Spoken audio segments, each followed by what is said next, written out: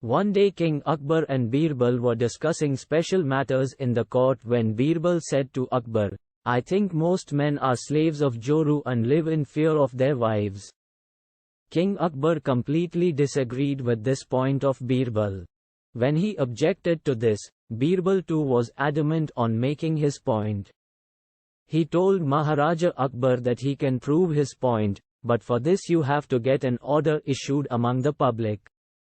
The order was that the man who would come to be afraid of his own Joru, he would have to deposit a chicken in the court. King Akbar agreed to this point of Birbal. The very next day it was ordered in the public that if it is proved that a man is afraid of his wife, then he will have to come to the court and deposit a chicken with Birbal. Soon, many hens gathered near Birbal and thousands of hens started roaming in the garden of the palace.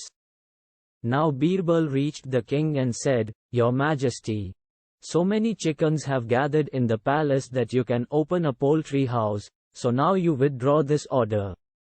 The Maharaj did not take this matter seriously and gradually the number of chickens in the palace increased even more.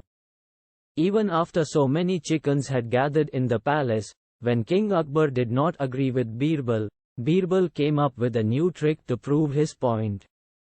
One day Birbal went to King Akbar and said, "Your Majesty, I have heard that there is a very beautiful princess living in the neighboring kingdom. If you ask, may I settle your relationship there?" On hearing this, King Akbar was shocked and said, "Birbal, what are you talking about? There are already 2 queens in the palace. If they even came to know about this, I would not be well." Hearing this, Birbal hurriedly replied, "Your Majesty, then you will also have to deposit 2 chickens with me." King Akbar was ashamed to hear such an answer from Birbal and he withdrew his order at the same time.